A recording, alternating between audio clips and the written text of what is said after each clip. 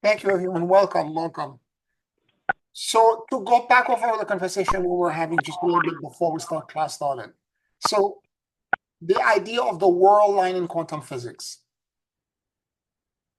Both incidents that I spoke about being put in outside of a potential problem, spirit orchestrated for me to go from the east side to west side where I live, whereas by me there was a bomb threat at the moment. And Janice, for spirit to orchestrate for you not to be able to sleep, to wake up, to only find that one of your computer equipment was having electrical fire. In quantum physics, this is called the world line. The geometric location, the X, Y, and Z axis coordinate for something can be known, but the timing in which you cross that coordinate to have a specific event occur is called the world line. Because I could be crossing 23rd Street and 7th Avenue all day long. But the encounter of a friend from childhood that may occur, that's for the amount of people that cross that street and me crossing that corner, the specific of having that event cross at the same time for me to meet this person or for you to avoid a catastrophe. That's the mastery of the 4 and 5D. It's not just seeing the future, that which is 4D, but the world line thing is a 5D phenomenon. When you can bring yourself at the right location, meaning for a three-dimensional space, but at the right time to cause a specific occurrence or event to happen or not happen. Does that make any sense? Anyways, so welcome everyone. I'm going to start at the beginning again. I'm looking forward to conclude today our conversation on the torsion field of the Guardian Alliance for Light as asked by one of our students. And I want to also say that I'm going to talk about topics that I'm going to try to bring everything together. Because we have spoken about the Guardian Alliance of Light as being a collective of being that exists in all dimensions of time and space. They don't just exist in 3D alone. They exist in all dimensions all the way back to God, 4D, 5D, 6D, all the way back. So more, if the three-dimensional length, width, and height, the fourth dimension being space-time, beyond that is more control of time, and beyond that also more and more higher control of understanding of how the timeline operates. Okay, so I wanted to bring all of that together to try to explain the Guardian Alliance of Light and the purpose and the role that they play. The technology that they taught me and I've been sharing with you is the technology of the torus or the torsion field. So now to review, a torus is an energy donut. If you can think of yourself being in the hole or inside of the donut standing, the energy donut and that core, that center is an axis going through the top, from the top of your head to the bottom of your feet. The donut wraps around you like filaments. And if it begins to wrap, it wraps at perpetuity, unless you and I go through an emotional or consciousness shifting event that causes us to lose that connection, in which case the filament do not wrap around their own tail. They don't continue, and they get degraded, in which case the torus does not complete and the torus disintegrates. We all have a torus around us. The people that are doing research at the Heart Math Institute say that our heart, the neuron net in our heart, produce the largest torsion field around us. And when we are in heart and mind coherence, that torsion field can extend 8 feet wide in diameter. And that width means that before I enter a room, my torus, my heart and mind coherence, enters before I do. By the way, this is the way a psychic or a medium can actually pick up energy from you. It's through them tapping into your torus, and what broadcasts your amygdala is sending out through the neuron net connection, what scientists are calling the mirror neuron. They're able to pick up from you without you having to say anything. Okay? Now, having said this, the way the technology of the torus of the Guardian Lasso line works, the first one comes counterclockwise. It rotates from the bottom of your feet, goes up counterclock. The filaments rotate around you in every direction, and they wrap underneath you, and they create a volume. And I'm using the terms very specifically for you to understand, because it's extremely important for what we are going to explain. It creates around you a volume. It's not a flat horizontal or vertical space. It is a volume, a complete volume. That's extremely important. Then, as the axis above your head extends, a second guardian the first guardian creates their torsion field, and the torsion field they're creating has an energy or frequency of neutrality. Now, we exist in a world where everything is positive, negative, men, women, day, night, etc., opposites, right? When in fact, in the universe, there is more than that. Neutrality as a force at the core of every atom is, of course, a proton, which is positive charge, but there also exists a neuron, which is zero charge. There is also neutrinos that exist as subatomic particles. So there exists in the universe plenty of examples of neutrality. The energy that this collective is creating and trying to bring us into is neutrality, to achieve balance and restore equilibrium. So the first torsion field is a group of guardians in fourth dimension who are sharing with us the torus and the axis of neutrality, or the understanding of the peace and the neutrality that they know. They project it into us as an act of love, generosity, and sharing. The second guardian, now in 5D, is a higher understanding of the timeline. Another collective of 12 guardians come in, and they share on top of the first torus, a second torus, this time rotating clockwise, the opposite direction, using the same core, because on a higher dimension, the fourth dimension core, if the opening was this way, it opens to be wider, and then inside of it, the other torus descends, right? It descends, and it drops to the bottom of your feet. On top of the first one, it nests on top of it. Think of a Russian nested egg. Okay, so it goes on top of it, and it creates a second one rotating the opposite direction. Then a third one shows up at the bottom of your feet, again opposite, and creates another torus, and a fourth one, and they nest on top of each other. So by the time you're done, the guardians are done creating their torsion field, you will have 12 nested toruses that are all spinning in your core in opposite direction to each other.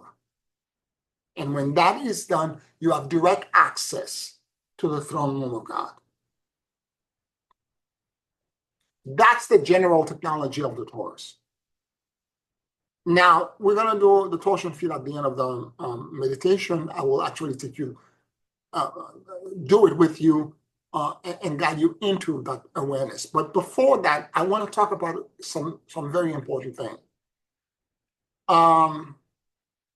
There was a reason my teacher, whom I consider to be my teacher, is Dr. Joshua David Stone.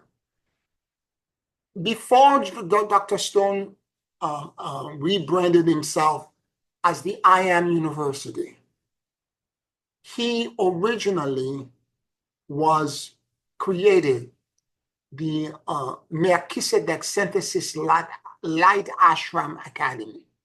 Everything he was doing was creating a synthesis, a Melchizedek synthesis ashram. It's a very specific frequency coming from Lord Melchizedek, who is the Logos, the soul that animates the entire universe that we exist in. What I am teaching you and what the Guardian, because the Guardian belong to the Melchizedek Order of Neutrality. Think of Melchizedek as this incredible jewel that has multiple and endless facets. And the light of God reflects from those facets in different frequencies and vibration. So Dr. Stone was reflecting the synthesis ashram light. I am trying to bring to the planet, because that's what's needed now, the frequency of the order of Melchizedek of neutrality, so that we can restore balance and equilibrium. This is a slight nuance, but I want you to understand it. And I am a priest of Melchizedek. This is something, for me, it's extremely important for me to say, because I have been dancing around it for over 20 years. I have not been able to admit this to myself until very recently. Until I fully embody it, I'm going to be invisible. I am a priest, a high priest of Melchizedek for the order, Melchizedek Order of Neutrality. I bring an energy that very few people on the planet understand, knows, and I have a high level of mastery of it. And I'm trying to share that with you, and we're going to create together a team effort to try to guide humanity. Because in the end, when we try to project beyond time and space and try to project it, well, let me project it differently. I don't want to stop freeze the video. When you say beyond time and space and you banish out time and space, by just saying that one sentence, and you extend your hand out with the palms open, and you see or feel that axis that the torsion field creates in you, you see it outside of you. And then you let the Guardian come in that axis as you inhale and follow them and create the 12 toruses. And that in itself create a measure of God.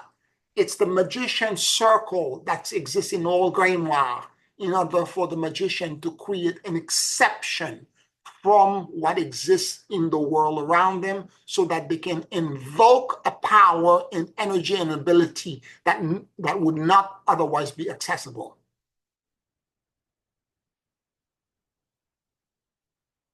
Instead of doing it on a flat surface on the ground, this is where the volume becomes important. Instead of doing it on a flat surface on the ground, where you draw a sigil, a circle on the floor, and then you strike your rod, you have all this physical thing. This is a volume, a completely different thing. Not only a volume, but a volume that exists in all upper dimension of time and space. It's a completely different thing. It's exactly the difference between pushing a little car, a little toy car of a Corvette and driving a real Corvette.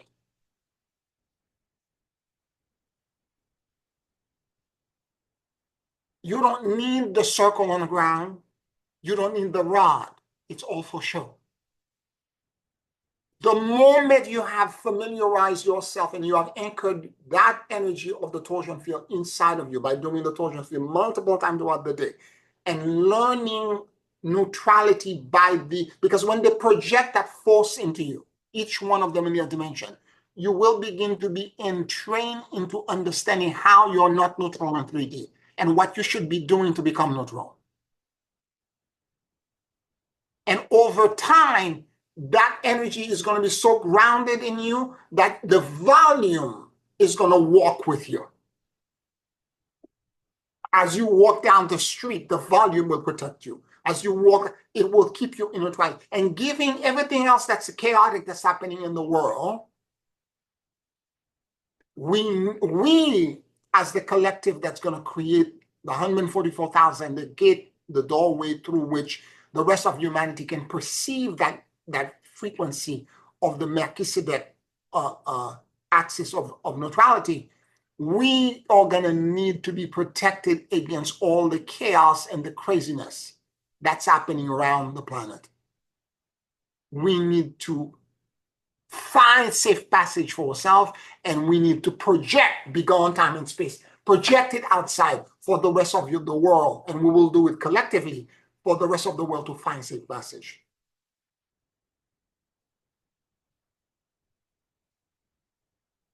Any questions, any comments?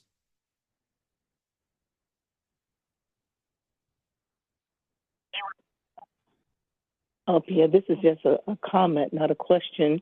But last Friday, I had to go to the supermarket by myself, which I haven't done in, quite a few weeks. Maybe sometime in September. Last time I might have gone out by myself like that.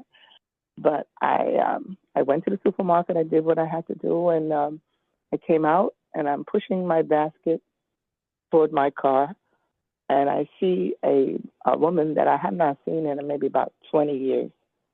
And so I couldn't remember her name, so I just spoke to her. I said, hello. I said, how are you? And she looked at me, and she didn't know who I was. And she kept looking at me and kept looking at me. And she said, I know you? So I said, I remember you from the Center for Spiritual Living, back in New Jersey. And she said, oh, yeah. And so then she said, but I can't get your name. And then she told me her name, and I said, yes, I remember your name now that you said it to me. And she used to be one of the meditation teachers. And she said, now that I can see you, and she said, let me see your eyes. And then because I had on, glasses.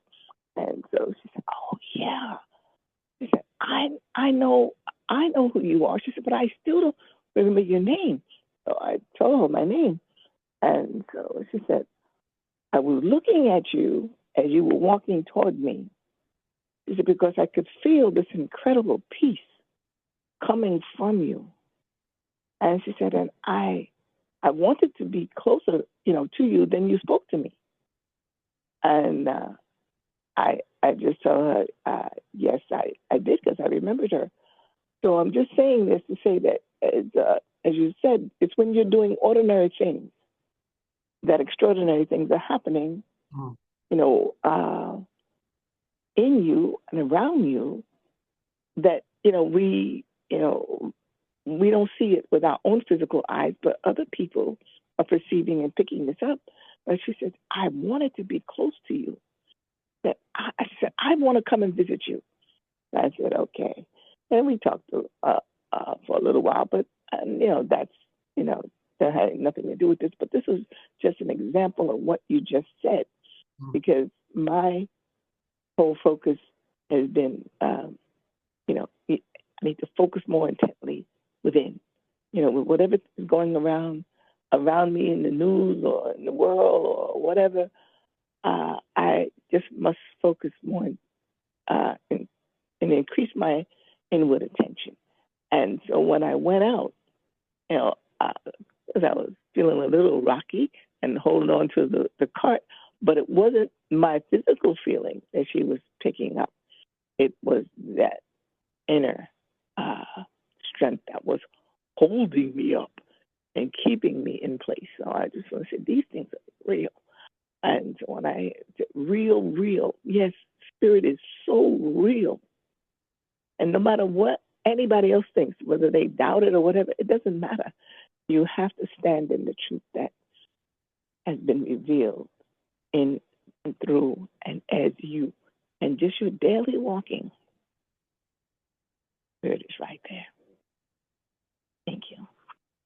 Thank you, Celia. Thank you for sharing this experience. And again, a proof positive that people who are sensitive enough will be able to see the shift that you're creating.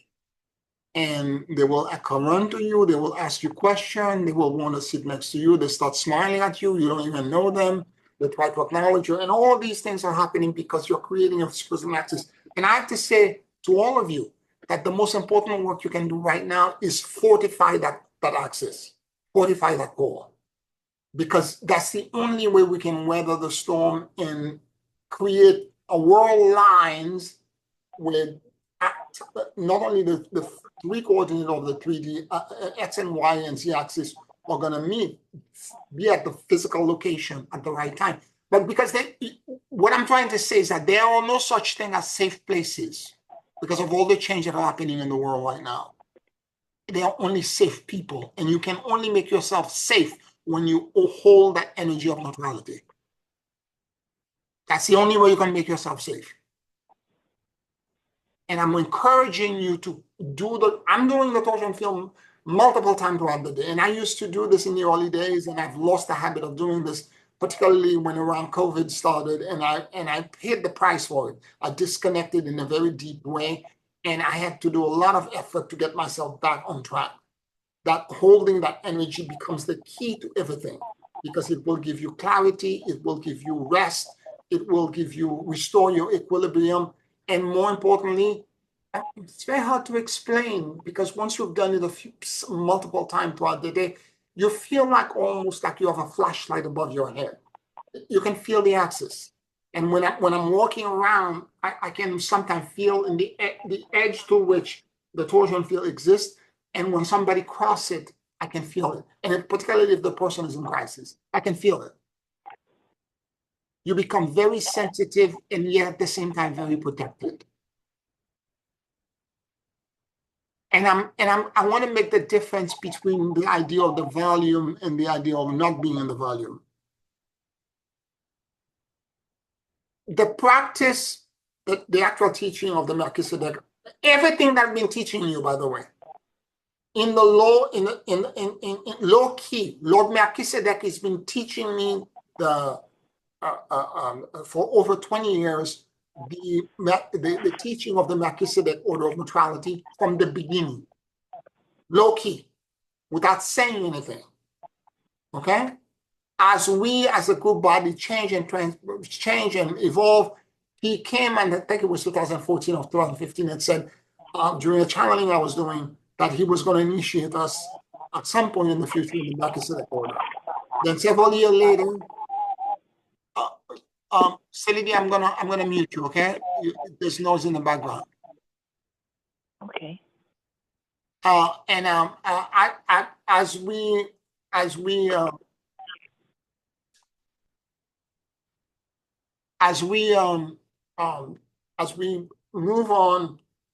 move forward, what happened is that the teaching of he then came in during a channeling at a future Wesak and initiated us. I remember one Wesak we did in New York City. I don't remember what year it was. It was on 29th Street or 30th Street. We had rented a space where actors rent spaces, and we did a Wesak for one day in New York. Melchizedek came in and sat in the room. I was channeling him. It was like this power came in.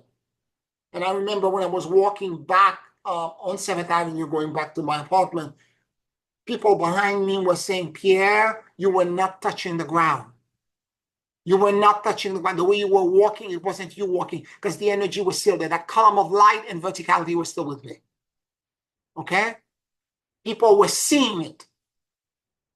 And this is the way sometimes I feel when I'm walking. I can feel the blessing and the kind of like rest that exists in me and in my core, so that I will be put at the right place at the right time, so that a lot of headache, a lot of things that could be otherwise challenging will not happen to me or to the people that I care and the people I'm trying to protect under that neutrality umbrella. That's the role we're being asked to play. In the process of teaching this, I have taught you the merger, the monadic merger. It's a series of, there were 4 or 5 different things that we did together that led to that. We did the wisdom of the mighty higher presence. Then beyond that, we did the merger, the monadic merger. And I'm going to go over some items of this. And the idea of the monadic merger is to realize that Our consciousness is not connected to neural net synapses that exist in our brain. It is connected, but it is not limited to it. This is the wiring, but the soul that animates the wiring and that gives it power exists in volume outside of ourselves. It exists in a field, what we know now are called, at the time I was doing it, I didn't understand what they were telling me, but now that I have more understanding about the quantum multiple waves, it's not just one wave, there are multiple energy waves that are even in empty space that are moving and colliding with each other. And they're moving like almost like a fluid, like liquid moving through. And so what happened is that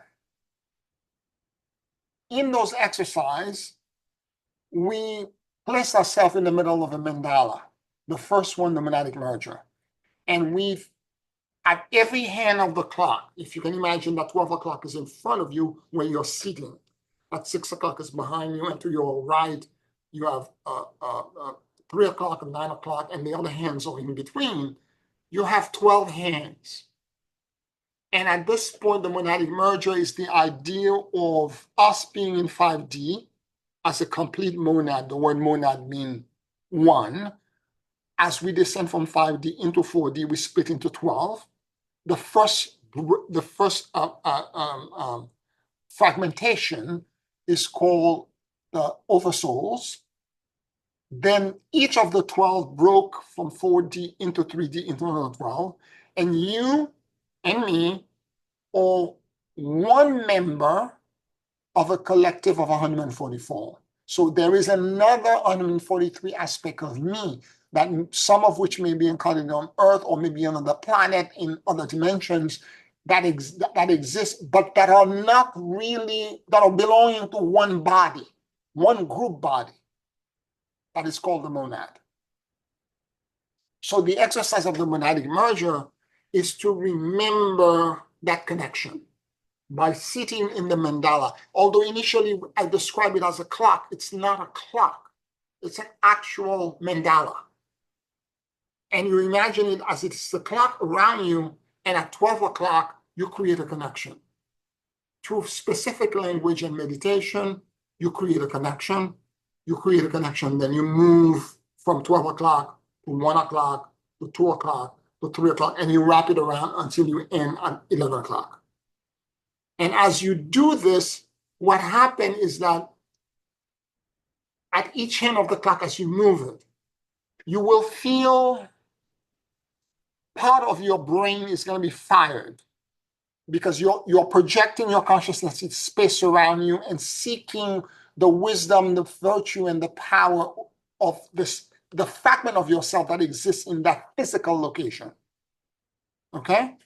You're seeking to remember how it exists and what it exists, and to help you connect back to it, to teach you back what you have forgotten, what you have amnesia about. And as you do this, it's going to restore your power. And what's going to happen to you is that your brain, multiple parts, you will feel like electrical charge, like energy. Things are moving in your brain. Sometimes you're doing 3 o'clock, and then actually 11 o'clock will be fired up. And you're going to feel all kinds of things happening. The reason for this, it's because there's a passage in Revelation where John goes in front of in the throne room of God, and notice around God there exist 24 elders that surround the throne. The vestiges of these 24 elders are the 12 pairs of cranial nerve that surrounds the pineal gland in the center of our head, and the pineal gland is the throne room. So the vestiges of the actual throne room of God exist physically in our body as atrophied wiring. And when you're doing this this remembrance, although you're focusing in space, it will trigger the restoration of that location and that power back into your brain. Let me show you by sharing my screen what the text actually looks like. I'm not going to go through the whole thing because it's long. I'll just go to one of them. Okay, it's called the Antara Sutra, and it begins as follows. So it's a meditation that you do daily for like a month or more than a month. You can do it. The way we did it is that we did it for 3 months at a stint, and you do it daily. From the center of the mandala, the original point of emanation in emptiness, the throne room of God, I am encircled by the 24 elders that surround the throne of grace. I am that I am. I become aware. So now, as after your eyes are closed, you're imagining yourself sitting with the mandala and the 12 locations all around you. I become aware of my Christed over self that exists at 12 o'clock. Please forgive me. I love you and I let go. I ask for a complete and total merger with my Christed self and with the 12 Christed aspects of me that compose this. So what you're doing first is that you're asking for a complete and total merger with the 12 Christed self, which is your oversoul that exists at 12 o'clock. But behind that oversoul, there is another 12 in the fourth dimension, in 3D that exists there. So you're acknowledging them as well that compose this. I am that I am. I ask that you share and merge with me the virtue, the wisdom, and the power that you know. I release all attachments, fears, and control. And I surrender to the great emptiness and endless luminosity. And at that point, you pause because you're focusing on whatever may exist, whatever is emerging and may exist at 12 o'clock that you had just invoked. And when things begin to be triggered and awareness begin to show up, something shows up or an energy or a column or something is showing up at that location, you say, may the Buddha consort in Dakini that exists at 12 o'clock share with me the presence, the wisdom, and the power that they know. Prana, rise, give me conscious immortality, and help me find safe passage through the bardo. The bardo being the transition we're going through between 3D going into 5D. Bardo is a term that means intermediary state in Tibetan.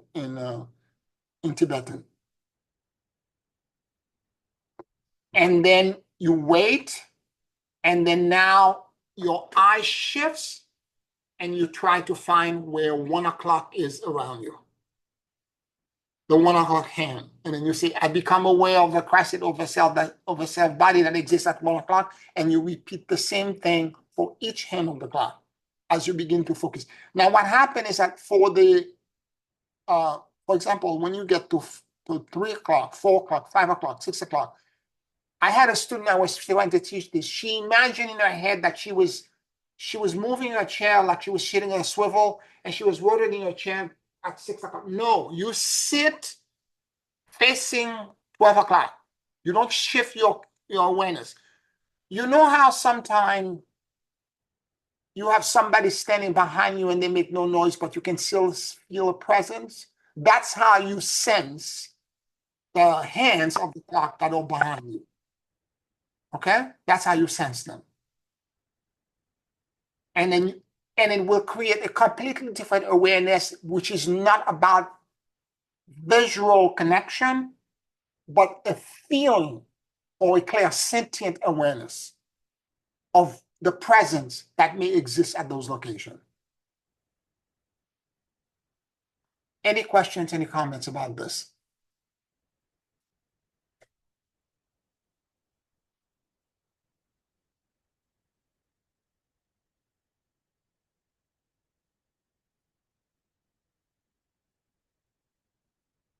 And the reason I'm sharing this with you is because if you really get good at this, what's going to happen is that all of the 24 elder location, the pairs of cranial nerve, again, 12 pair times 2 equals 24, will fire it up in your brain. And they will restore your connection to the actual throne room of God. Imagine that. They will extend actual, they will fire up actual connection. And that protection system will walk with you.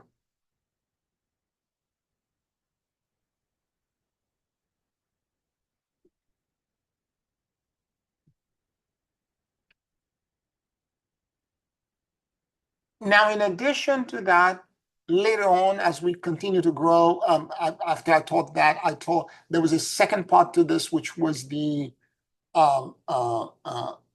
learning of, let me see if I have it here.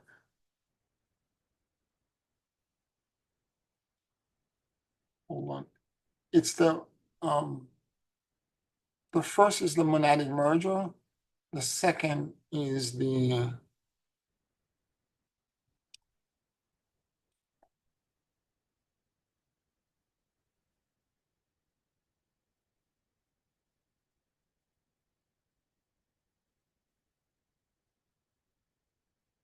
here we go. The cultivation of the virtue, and in this instance, instead of trying to sense at each hand of the clock the actual presence, you now are seeking only for them to connect you to the higher virtues that they are connected to. Higher virtue is a higher emotion. In this instance, it's literally spiritual intelligence. These aspects of yourself will make you understand 12 higher virtues that all ascended beings have, including gratitude, love, peace, control, victory, all these higher virtues that may not seem like they are virtue to you, but as you focus on them and ask these forces to teach you the wisdom that they know, to teach you the virtue that they know, to teach you the gratitude that they know, to teach you and so on and so forth. What's going to happen is that words are going to be uploaded to your consciousness, sentences, and emotion. And initially, these things take months to unpack. Initially, the emotions and the feelings you're going to get are not going to be comprehensible. I will share one example that was very impactful for me. So there were the list of 12 emotions that higher emotion we're focusing on. Every time I got to gratitude for a period of time, I was sensing something big, something colossal and big in my core, and I couldn't understand what it was because I know something was there, but I couldn't comprehend the feeling and the emotion. And one day I was in deep meditation and quiet down. And when I'm doing this, particularly with the virtues, I don't play any music. I sit in complete silence and I'm listening to what spirit is trying to tell me. And as I'm trying to listen, finally, that day, after almost 3 months, I heard reverence.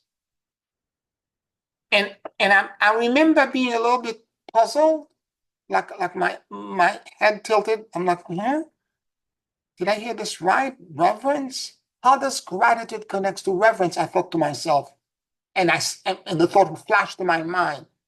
And then I waited for more clarification.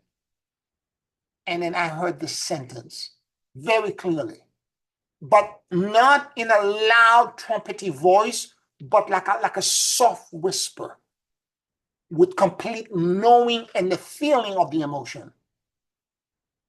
Deep and profound reverence for the gift received. And my whole body began to shake and vibrate with what that feeling was. I had tears in my eyes. I was like, oh my God, I got overwhelmed with the feeling. Now, there were 4 or 5 other emotions I was supposed to go, because there's a list, and I'm a Capricorn. You know, when I'm disciplined, when I start something, I finish it. I tried to move to the next 2 emotions. I couldn't. That feeling was so big when it impacted.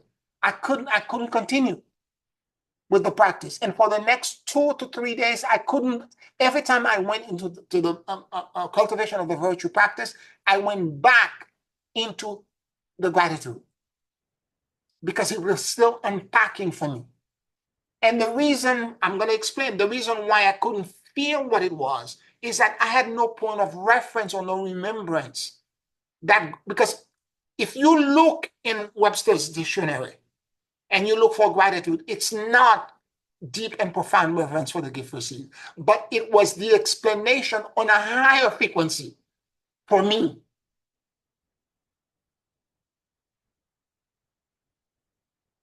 And who knew that gratitude had in it reverence? And that's why a lot of times those higher emotions are composed of 3 or 4 different things merged together.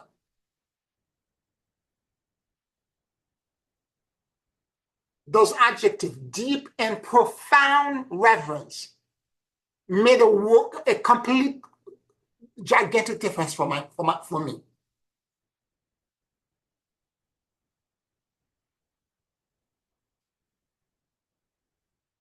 So as you focus like this, what's going to happen over time,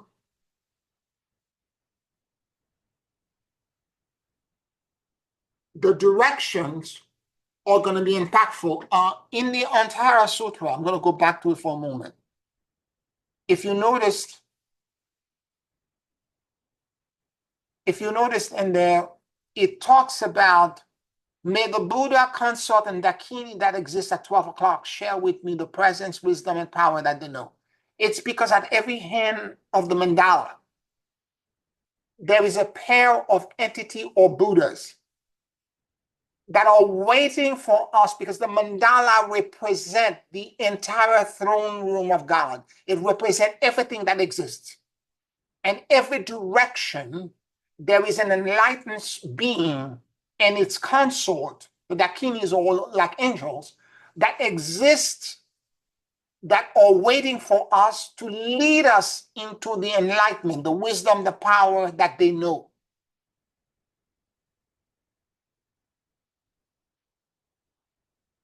And as you do this, it will completely, and you acknowledge the being that exists there, that's trying to welcome you. So aside from understanding and getting the merger of the virtue, the wisdom, and the power that exists in that direction from your own Christed over self body, you're now going to connect to the enlightened soul and the angel that exists in that direction.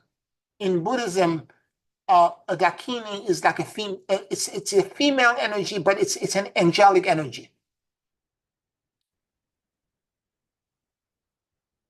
So every direction will have a pair of being like this.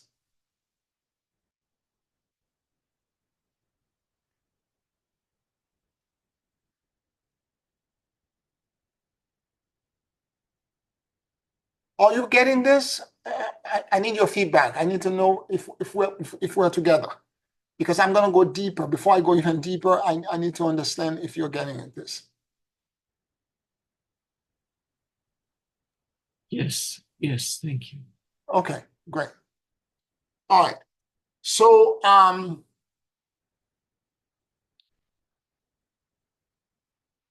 now comes in, this is happening in the horizontal plane around you. But the mandala is not flat. It exists also vertically. Comes in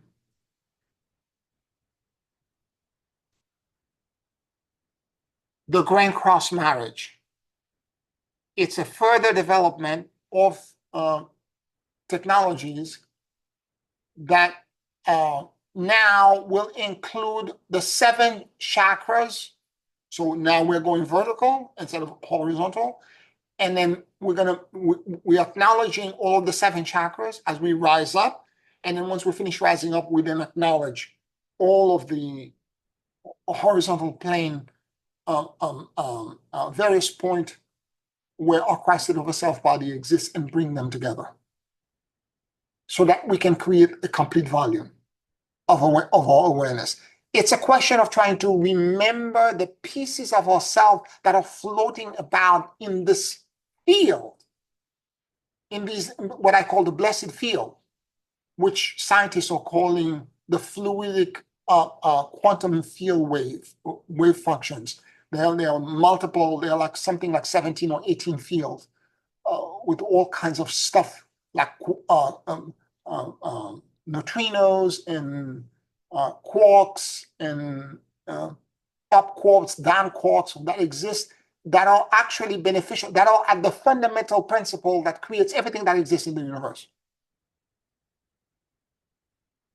That blessed field, when you go in deep meditation and you experience it so often as the white space, the white volume, is what I call the blessed field.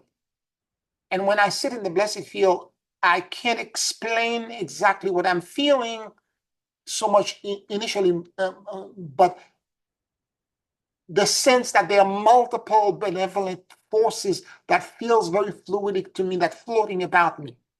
And whatever I need, the field knows and drops it into me. I find reconciliation, I find neutrality by that field dropping into me. So let me share with you what that going costs. I'll do one of them because it's 12 position. I'll just do one.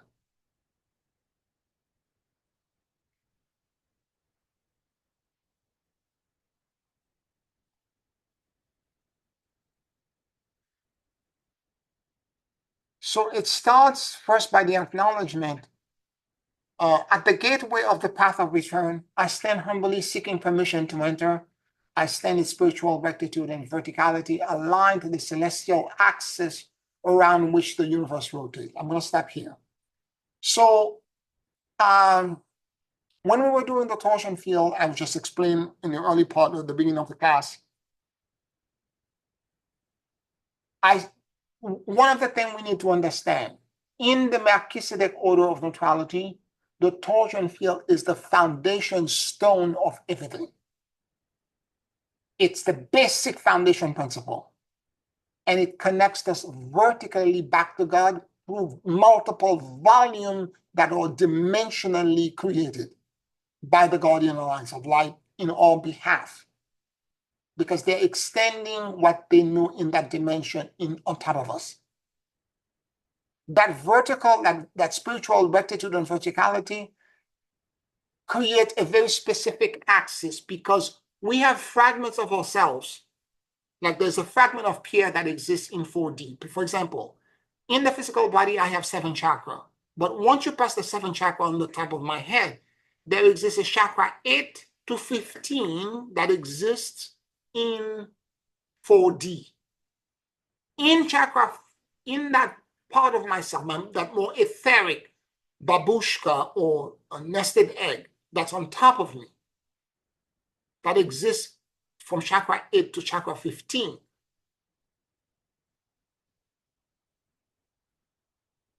There also exists in that dimension 12 higher beings that are part of the Guardian Alliance of Light, that are going to share with me in the creation of the torsion field the neutrality that they know. They're going to project it on top of me that exists in 4D. Second guardian comes in, another being that exists, my body in 4D is chakra 15 to 22.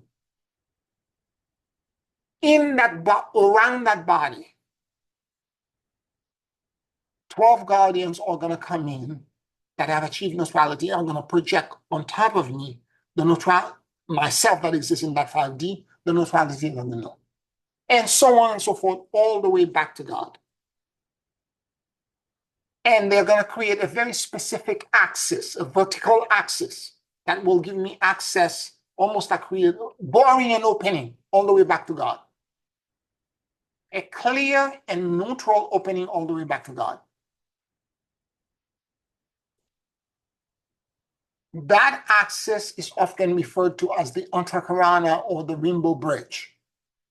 That Antakarana, my Antakarana, is like a hair string that is composed of my entire internal axis that takes me from where I am in 3D back into Source, in the throne room of God.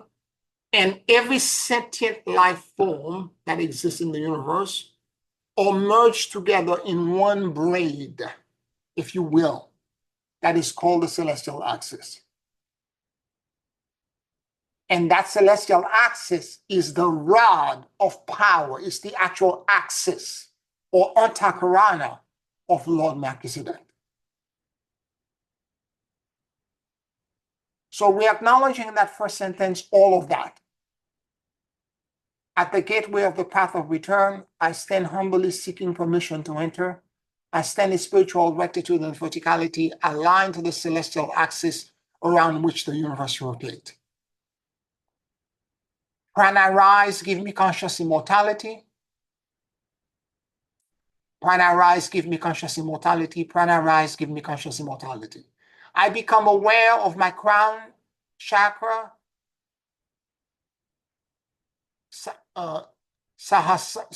Sahasrara, whose purpose is to know. At the point slightly above my head, Prana rise, give me conscious immortality. So I'm going to all the chakras from the crown chakra all the way to the bottom, to the grounding onto the earth. I'm acknowledging that these points exist, and I'm trying to illuminate them and bring them back to life. Once that process ends and I finish it, I end with this. From the roots of Amen. Yes, that's correct. From the roots of Amen and into the throne room of God, I am aligned to the celestial axis that perpetually expanding and growing. Then once this is done, I then continue by from the center of the mandala, the original point of emanation in emptiness, the throne room of God. I am encircled by the 24 elders that surround the throne room of God. I am that I am. We acknowledge the same thing with the entire sutra. Now, the language changes slightly here. I become aware of the Christed over self body that exists at 12 o'clock. Please forgive me. I love you and I let go. I ask for a complete and total merger with my Christed self and with the 12 Christed aspects of me that compose this. I am that I am. Prana wise, give me conscious immortality. And I do the same thing for every hand of the clock. When I'm doing this now, instead of focusing vertically, I'm focusing horizontally. And I'm acknowledging the 12 o'clock location and what may exist there. I'm focusing at 1 o'clock, 2 o'clock, 3 o'clock, all the way around me. And by the time I am done, I conclude by saying the following. From every point of my being and consciousness in infinity times infinity. Prana rise, give me conscious immortality. I am the whole and complete and immortal presence that exists everywhere. And then when you're done, you repeat 108 times, if you cannot, 27 times. Gate, gate, paragate, parasamgate, bodhisattva. That mantra is the mantra that all Buddhas had to recite to become illumined. And it translates as gone, gone, gone over, gone fully over, awake, so it be. Meaning you lose your connection to the 3D reality because you have let go of everything. And you're seeing the world as it actually is. You are now existing in the field, alive, consciously immortal. That's why you're saying, Prana rise, give me conscious immortality. You're now arising as being consciously immortal and completely conscious in the blessed field. and you have become an awake and enlightened.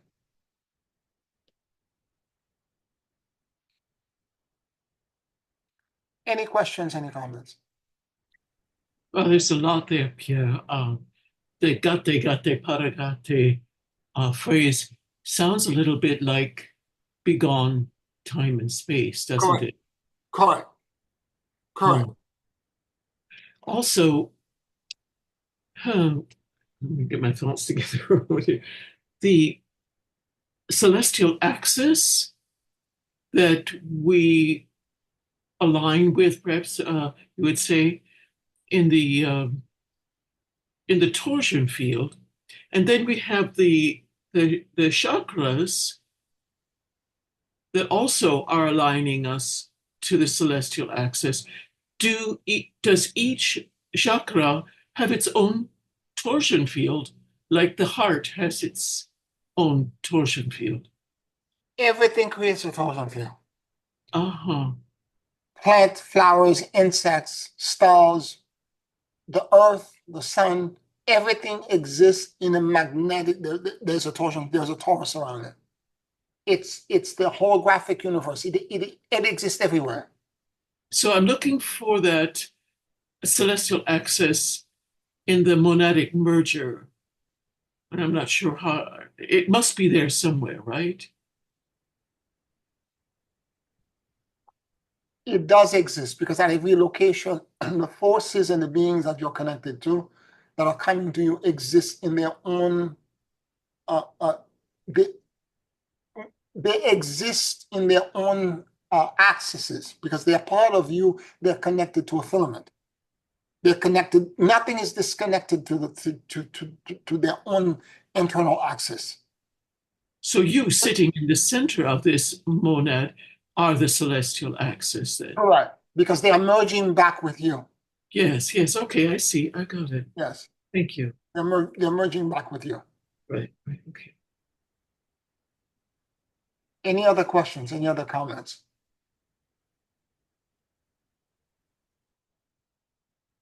I'm trying to explain this in the simplest way possible to make this make sense. Again, none of these things, for those of you who've been with me for a while, are new information, but it's the connection that I'm making now that are completely new. Because we saw them as separate little exercises that we were doing everywhere. We didn't see them connected together. But now we are understanding them in a completely different way. Because, again, Melchizedek in low key has been teaching us that very specific energy, or rather frequency that exists in his body. I mean, Dr. Stone was teaching a different aspect of Melchizedek, which is the synthesis, merging everything together. Now that has passed, the karma and the correction for that has passed, that no longer is,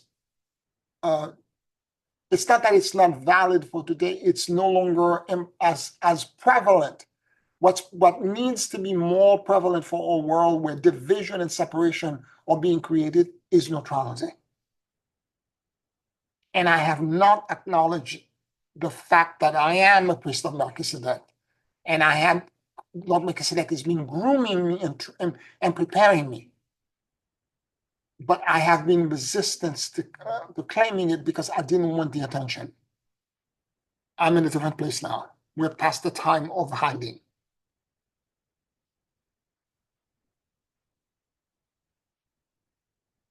Oh, Pierre, I just have to say this has been on my heart since you've been talking about Melchizedek. I love Lord Melchizedek. I just want to thank you for bringing him and his neutrality and all of his love and his caring and his, I don't know how to say it more, beauty, I guess, to us to help us in this transition time and to become part of his circle. Thank you. Oh, you're welcome. You're welcome. And he loves all of us dearly, dearly. And I can feel it a lot of time when we're channeling him. And when I'm channeling him is that I could feel the love that he radiates out and his compassion and his mercy, because at the time we were doing this way back when he started when I started challenging him and he started saying certain things about what he wanted to do to eventually restore, there were a lot of people in our circle that were there for the wrong reason. They wanted power. And this is the reason why he didn't reveal any of this. Some of them, I have to be honest with you, talk to me about the Melchizedek order, and they belong to the Melchizedek order, and they're doing other things and all that. And I said nothing, and the Melchizedek basically did. The technology was still being taught, but he deliberately forbade me to say anything about the technology or label it as something that belongs to the Melchizedek order. Isn't this another case for the world line, where the timing of that Yes. experience you just referred to of years past, where not everybody was aligned with the same, I always say, purpose, Right. that it was available to us, but the timing wasn't right. Right. Right, because the disclosure, the full disclosure, it was not the appropriate time to say the full disclosure. Because if he had said the disclosure at the time, a lot of people would have stuck around for the wrong reason. They had to find their own community, other people like them that were seeking power, other people like them that were seeking hedonistic pleasures, other people that were seeking whatever it is that they were seeking. Mm-hmm. Perfect. Yeah. And so a lot of them have left. I remember, I don't remember what it was. Maybe it was 2012. Maybe it was the 2012. I created an event, and in my small apartment, I remember that day, everybody bought 2 or 3 people. I remember I was so nervous that if one more person buzzed the door, the next person, because there was over 48 people sitting literally at my feet. And I thought to myself, if one more person shows up, I'm going to have to sit them on the fire escape because I have no more room. I think on my bed, there must have been 12 or 13 people sitting down. People were in the hallway toward the bathroom. There's people everywhere. They knew something was true, was coming through. But a lot of them that left, they didn't want to do the emotional intelligence work. They're dealing with your core, the query, the internal query. None of them wanted to do that work because they just wanted the power, the pomp, the glory, the abilities. And Melchizedek wanted them to drop out naturally.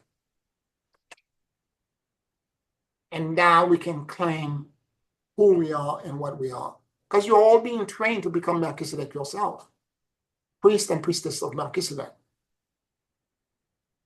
And again, through the order of neutrality. Celidia came to me because she saw a channeling from Lord Melchizedek on my website in 2008 or 2000, whenever it was. And it was 2008. 2007. No, 2007. She came to me because of this.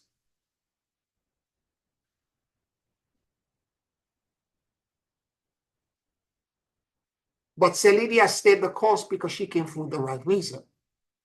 All these other people fell out.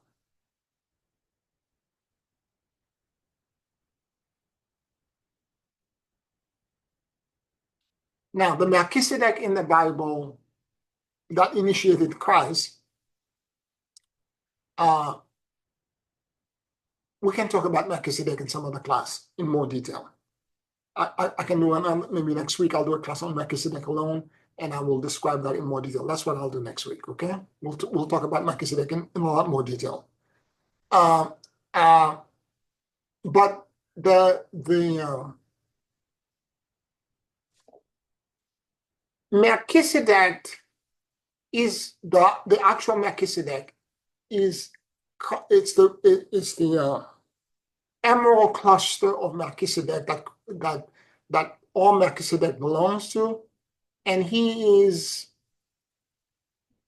the soul that animates, that created and animates the lens through which the entire universe got created, precipitated out from the blessed field and got manifested. And in every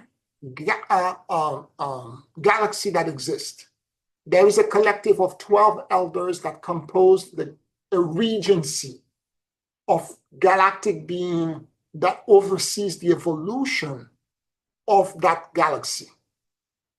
So in our own, we have the Galactic Regent Council, we have Melchior, Lendus, Phaiwemos, Atnatos, Adonis, Avaron, but the unspoken one, there are some beings there whose name I don't know, and they will not reveal it to me. Rather, if they did, I don't comprehend it. They are in language, or I can't pronounce it. But the unspoken part is that there is an aspect of Lord Melchizedek that also exists in every regency at the core of every galaxy. Because each galaxy, everything that exists in the universe is the body of Melchizedek. So the Melchizedek of the Bible that initiated Christ was a celestial being, was the incarnation of a celestial being.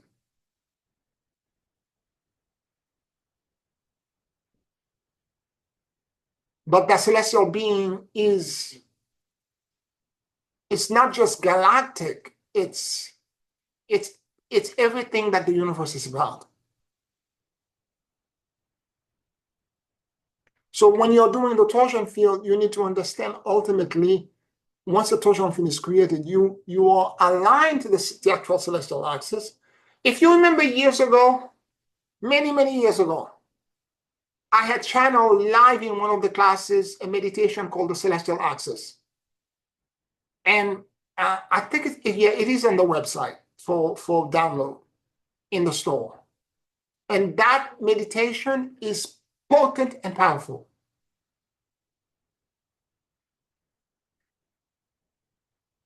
And I was not planning on doing this. It was literally the end of a class, and it just came.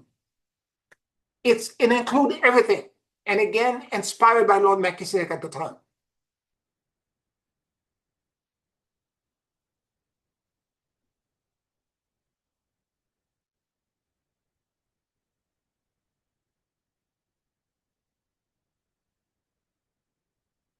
Melchizedek has been around us for many times. Again, there was an attempt made by Lord Melchizedek. It was in 2009, 2010. This is when Lord Melchizedek began to realize there are people who are not prepared to do this work. They're just interested in the glory and the glamour of they are not neutral. They have agendas. Now, all of us have agendas of some kind because we don't understand what neutrality is. Even I, when Lord Melchizedek originally approached me, I didn't understand what it was. But I was not seeking power. There was something there that had humility in it that Lord Melchizedek saw as a foundation stone to grow. So initially, in 2009, Lord Melchizedek asked me to do an ascension wave, which is to send a call out to my list, and I tell him we're doing an ascension wave, and he did the original channeling. I remember we had over almost 40 people, 39 or 38 people that were interested in doing this work. I think it was 39 people. And we would meet any week. There were all this exercise and channeling, all this stuff that was coming in.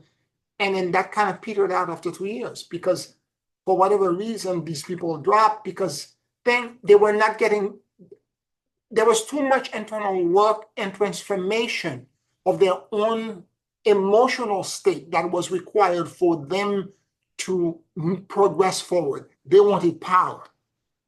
They wanted initiation. They wanted, ceremonial magic or things of the physical world.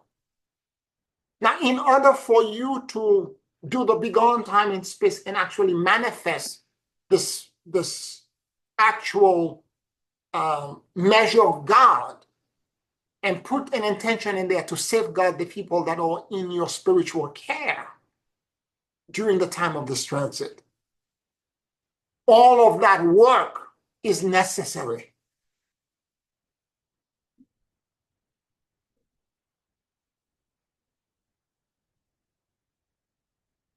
And without it, you're never going to be able to manage. You can repeat that word over and over again. You will never be able to completely resonate it.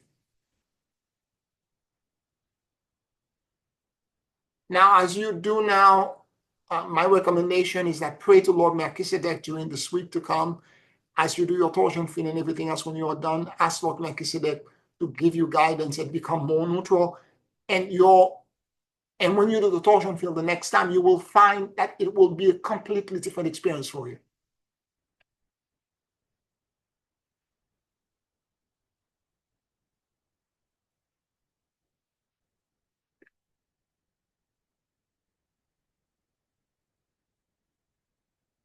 Any other questions or comments?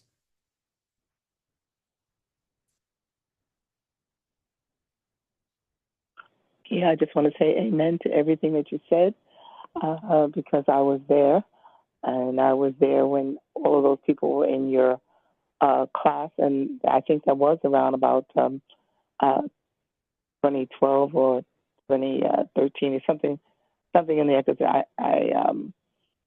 I remember I had come up from Florida, and I wasn't going to go back until I went to your class. And that day, you were talking about all those people. They were from the door to the ceiling. I could just say, because if they could have sat on top of each other, they would have. So what you're saying is true. This is not a figment of your imagination. I was there, and they said God always sent a witness. And something that you said, I mean, it just set me into tears, actually, because it's something that my beloved teacher said all the time. You're the only one that came for the right reason, and that is why you are still here.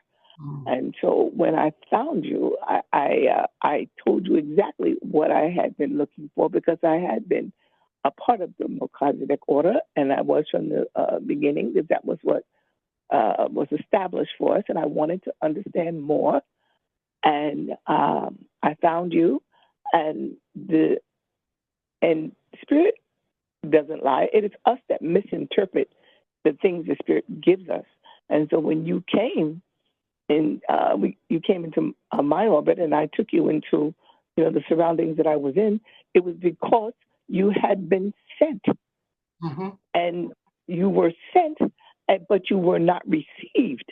Mm-hmm. And they were frightened that someone else could come with this knowledge. And then people that had different positions, they didn't want to relinquish any of their power or authority. And so they put you through hell, even to the point of threatening your life. Yep. And if you could see where they are at this point, in this point of self-destruction, because they did not follow what Spirit had given them, you would feel completely vindicated. But this is why I said, that if we don't know how to do anything, if we can just trust, have faith, those are the two things that will get you over, no matter what. And if you take that book that you had us studying, the Initiate of the Melchizedek, and look at the very first preface that Lord Melchizedek himself wrote to you, you would understand better. And every time I see that, I just, it just does something for me. It's in black and white already. We don't have to look for these things. They're there. But it is that you have to make yourself aware and allow for this. Because I remember the first time you had said, or each one of you are in training to become, a planetary logos. And I'm like, what? Now I'm looking at my life, and I'm just talking about, what? How do you think that's going to be possible? And all of us are in this state of we do not remember. Yeah. We do not understand purpose, and you don't understand where you fit in this cosmic puzzle. And I've been working with this myself, because it's like, this is astounding. You mean me? And I'm sure that must be the way that the caterpillar feels as well. What? You want me to evolve into what? And here I've been crawling on the ground, and not very fast either.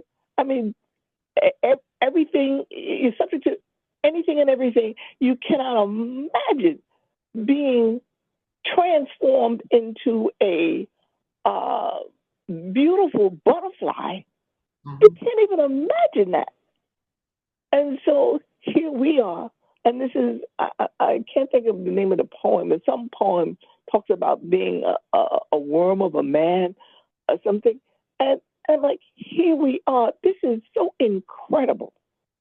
So incredible. It's just like somebody taking you, out the window from wherever you are right now and standing you on the central sun. And you don't know how you got there. You don't have on a spacesuit. It's just like, this is unbelievable. But we have to go beyond what's believable and know that this is a fact.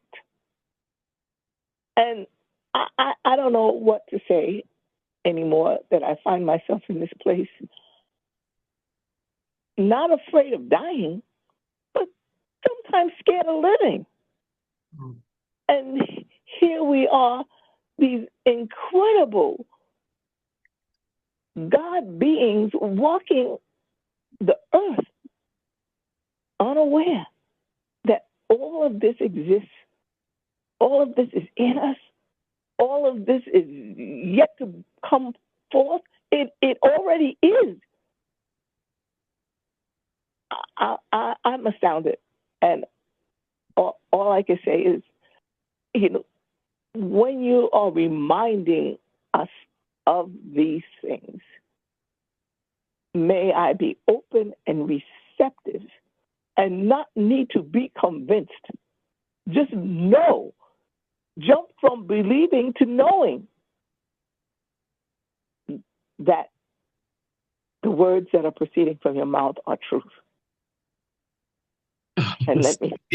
I don't want to interrupt you, but oh my goodness, do I ever echo those Yes. sentiments and those thoughts? And it truly, a struggle maybe is not the right word, but attempt to have that faith and trust just to go ahead and on some level believe it. Yes. And Just know it. walk. Just know it. And Janice, I think about you all of the time.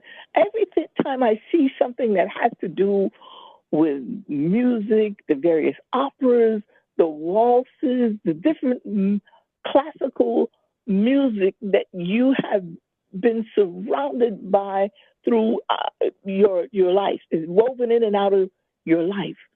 I said, you have stood there in all this strength and glory and allowed it to pour forth, and yet you would think when you come off of that stage, oh, that wasn't about me, that was about such and such a person. But the glory. So let's just throw away all of our preconceived ideas and stand there on the stage of your life and say, this is my story. Thank you, Celine. Thank you, Janet. And I have to tell you, this is what I'm doing right now. I have to stop hiding who I am. I am a high priest of Melchizedek. I have to acknowledge this. I have to, and this is why I'm finding myself struggling and trying to push the work forward. And this is because I have been dancing around my identity. Yes. I've been dancing around my identity. And right now, I am at the time of acknowledging it. Well, I'll give you Her Majesty's words. She said, come out of the dance. By the way, Celine, I remember what you said to me when you walked through, when we met for the first time. I opened the door when you walk in. You said, Now that I found you, I will not let you go. That's right. That's right. I said that, and I meant that. And I know ditto, ditto, ditto. I will not let you fall. You know that. That's right. Hey, all we can say to each other, meet you at the top. I like that. Yes, yes, yes, yes. Any other questions and comments before we take a pause and do the closing meditation? 5 minutes, everybody, 5 minutes. And then we'll do a closing meditation.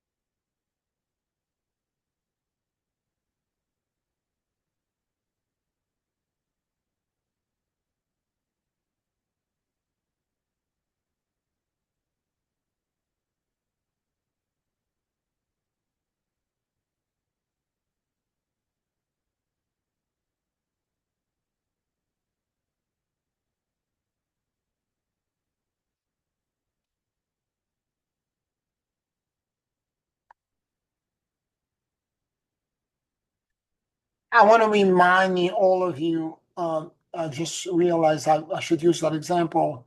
When Janice was asking about the monadic merger in the mandala and where's the torsion field, the Antakarana, I have to remind all of you that if you remember years ago, we had done the monadic merger and the monad, the wisdom of the mighty Maya and presence. We did it for 1 year. And for the following Wesak, we did a forest ceremony at the Garfield Retreat Center.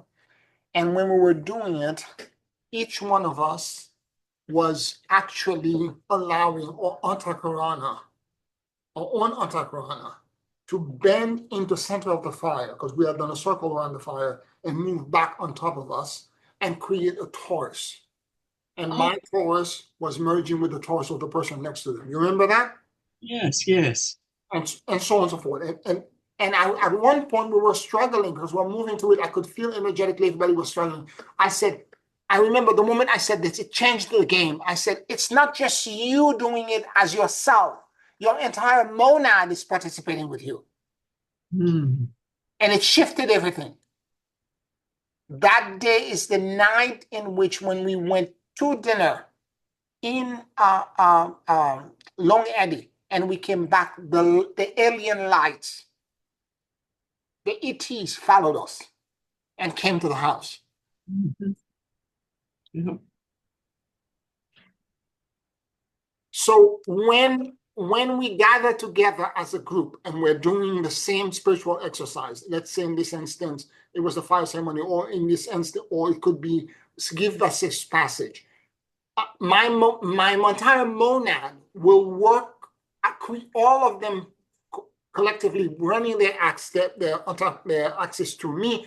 I will project it in the collective intention. In this instance, the fire was the focal point of it.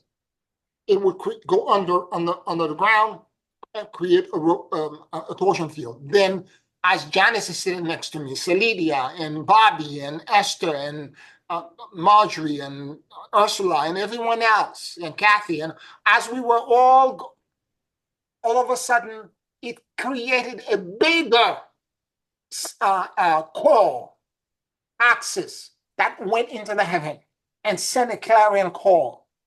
And the alien, the ETs, the celestials heard us, and they came.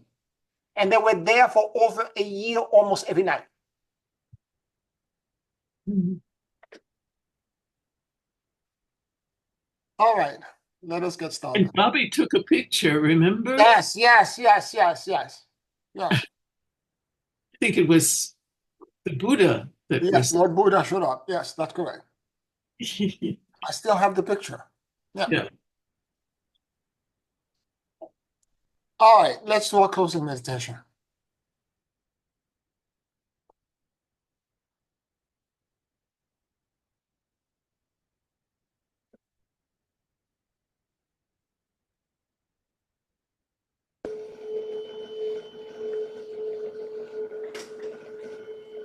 Take a very deep and slow breath.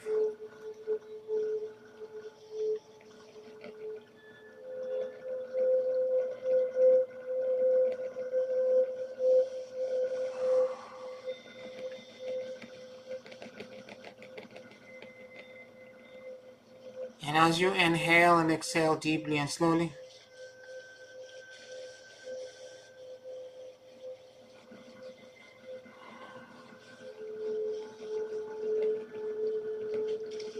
allow the universal life force that permeates everything to enter into your lungs.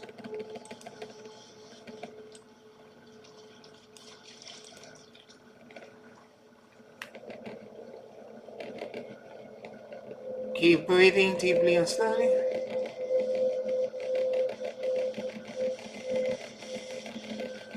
And let your soul and your awareness drop in the middle of your chest.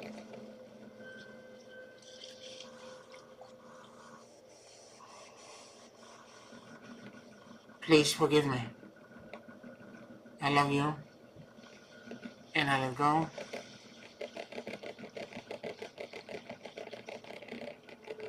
Please forgive me. I love you. And I let go.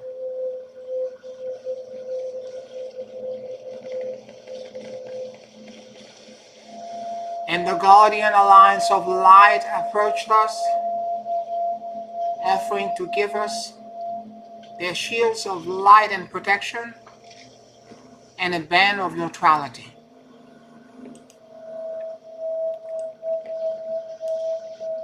If you are ready to accept this gift at this time, answer affirmatively.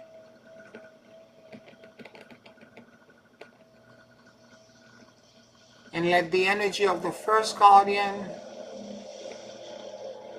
begin in the core of the earth, rising and passing through the bottom of your feet as it counter-rotates, moving through your core, and as it exits outside of your head and going into souls, and you exhale and release completely.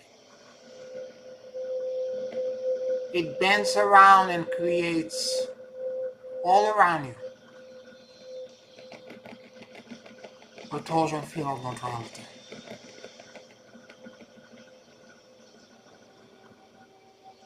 Please forgive me. I love you. And I let go.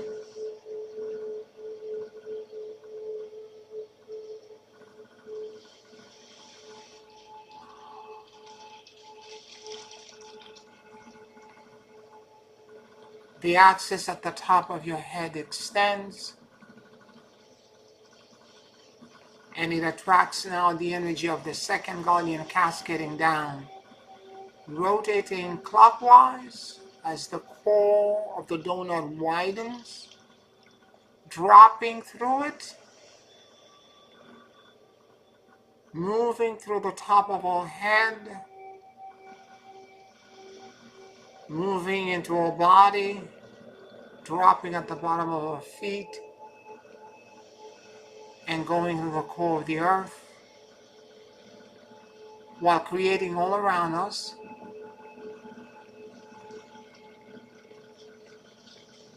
a torsion field of neutrality.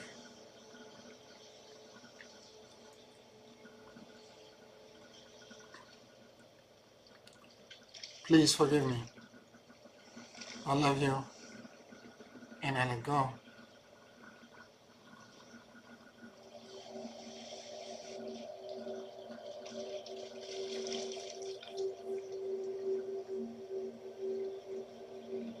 The axis at the bottom of our feet extends,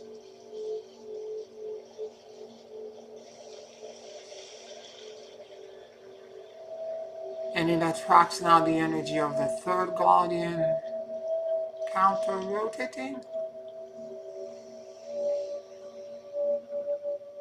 beginning in the core of the earth, rising to the bottom of our feet, moving into our core, exiting outside of our head, and going into souls, while creating all around us a torsion field of neutrality.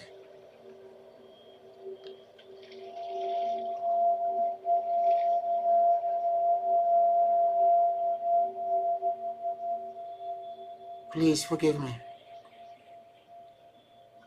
I love you, and I let go.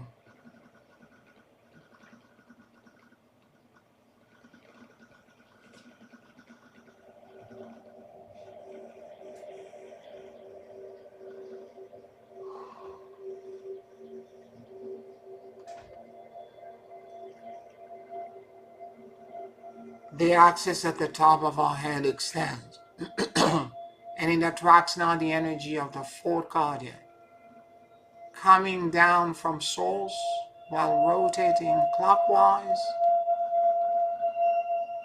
passing into our core and the top of our head, moving into our central axis, dropping into the ground and going into the core of the earth, while creating all around us a torsion field of neutrality.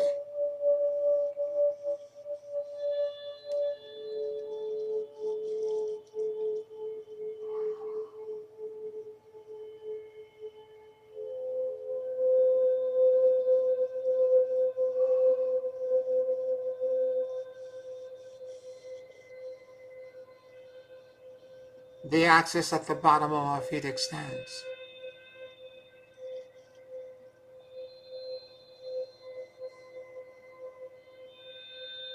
and it attracts now the energy of the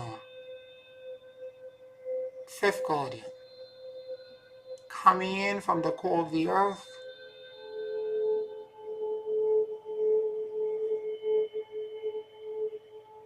counter-rotating, rising to the bottom of our feet, passing through our core, exiting outside of our head, and going into souls while creating all around you.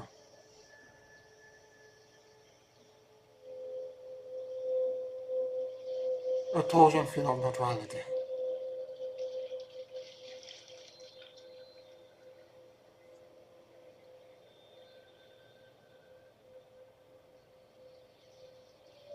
Please forgive me.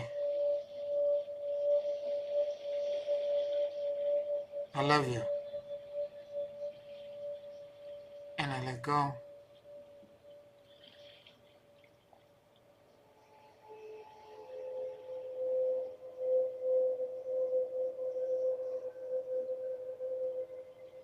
The axis at the top of your head extends and it attracts now the energy of the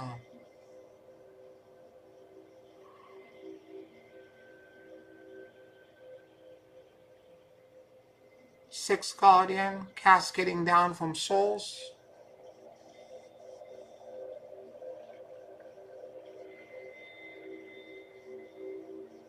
rotating clockwise and dropping into the top of your head. As it passes through you,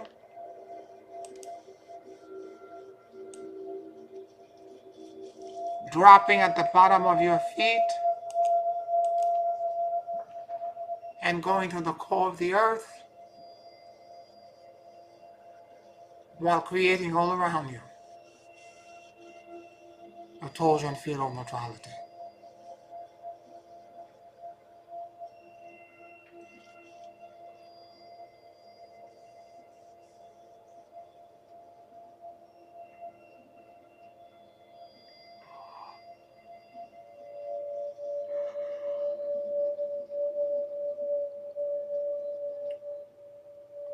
Please forgive me. I love you and I let go.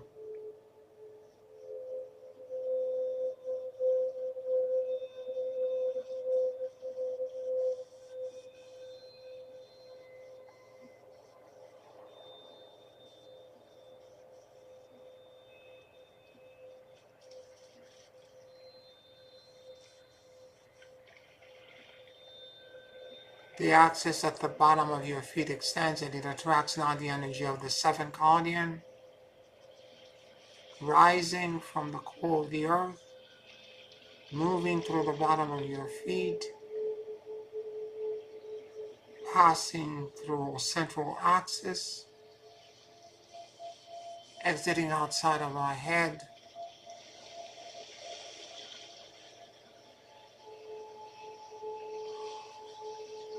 and going into souls while creating all around us a Torsion Field of Neutrality.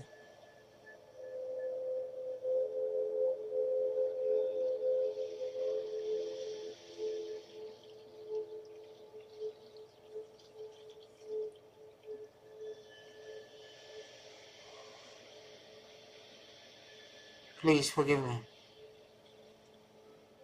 I love you and I let go.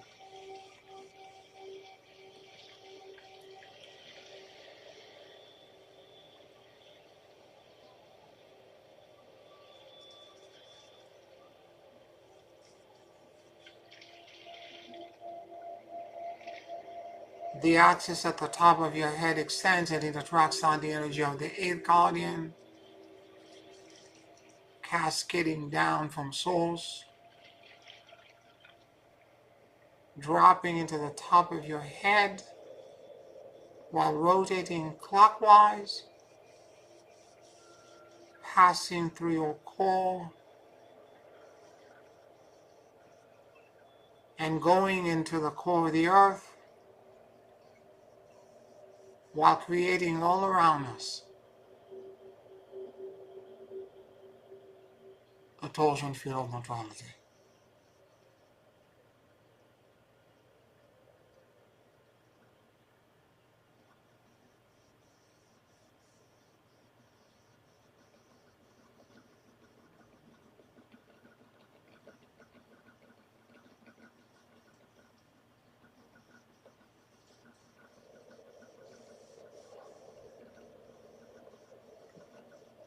The axis at the bottom of your feet extends and it attracts now the energy of the Night Guardian, coming in from the core of the earth, counter-rotating, rising to the bottom of our feet, passing through our core,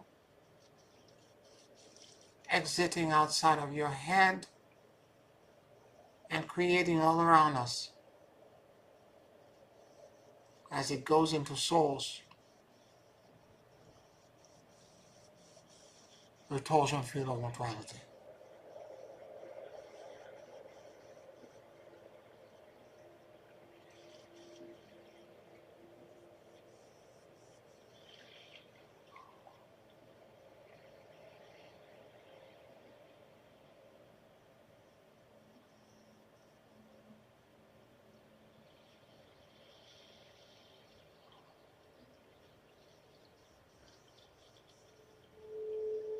The axis at the top of our head extends and it attracts down the energy of the fourth guardian, cascading down from source while rotating clockwise,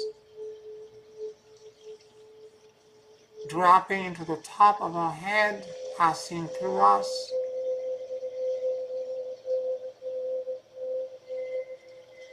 exiting at the bottom of our feet and going to the core of the earth, while creating all around us a torsion field of neutrality.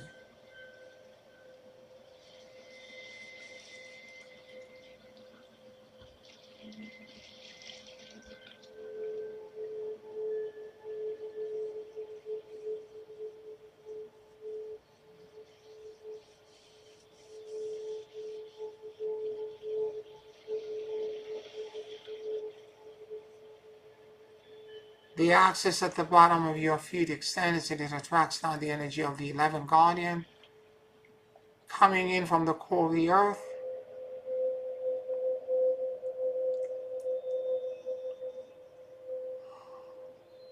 counter-rotating, passing through the bottom of your feet, moving upwards to your central axis, exiting outside of your head, and creating all around us as it goes into source a torsion field of neutrality.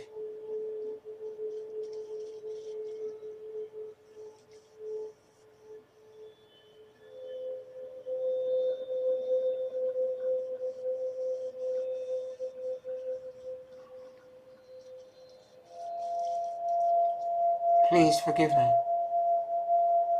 I love you, and I let go.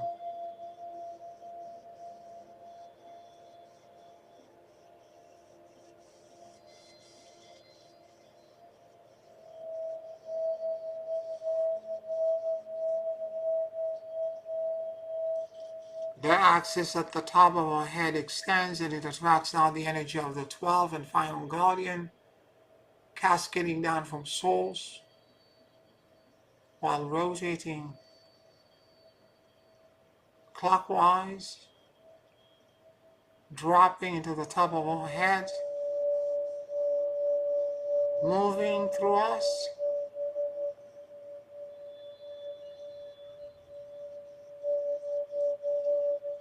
exiting at the bottom of our feet, and going into the core of the earth while creating all around us a torsion field of neutrality.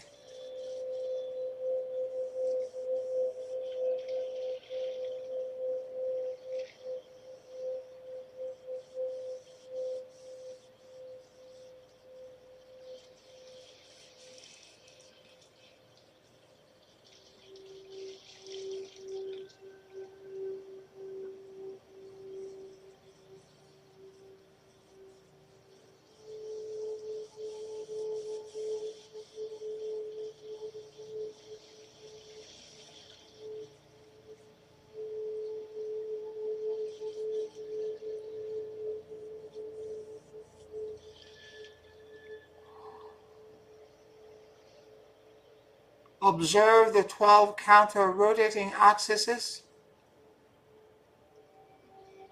that are spinning in your core.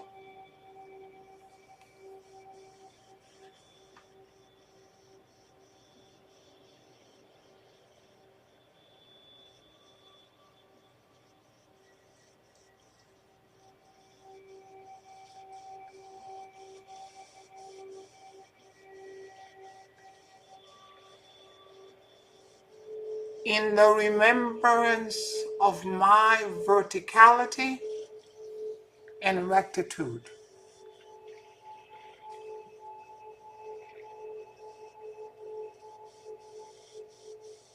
I consciously align my antakarana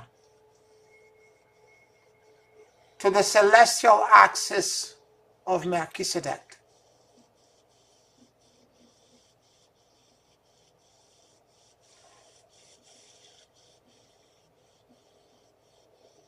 The point and the axis around which the entire universe rotates into a series of small, bigger, medium, and infinite toruses and torsion fields.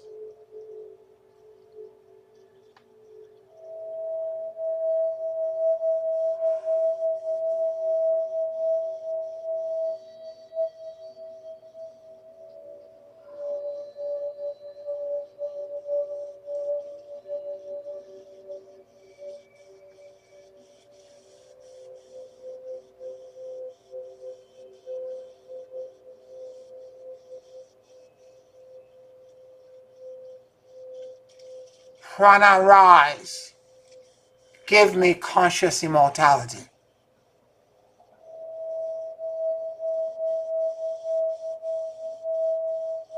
Gate, gate, gate, paragate, parasamgate, bodhisoha.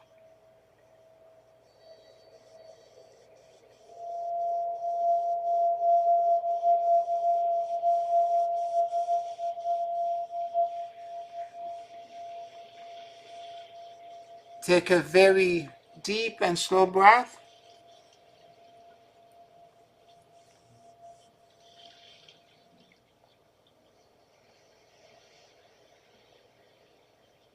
And whenever you feel ready,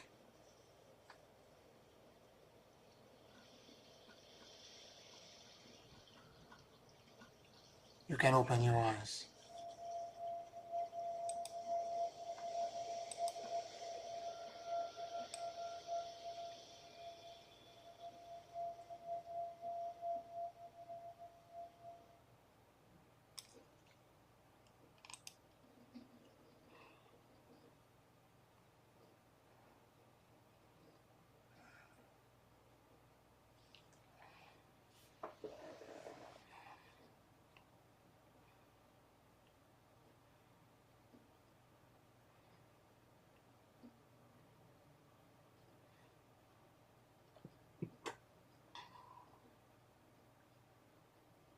Thank you, Peter. Thank you. You're welcome. You're welcome, Janice. I want to thank all of you for listening to us and participating in our expanding family. If you're listening to us on Patreon, thank you for your support. Like this video, subscribe to the channel on YouTube, and I'll talk to you next week. Next week, we're going to expand on the concept of who is Melchizedek. Blessings, everyone. Deep love. Good night, everyone. Love you. Good night, everyone.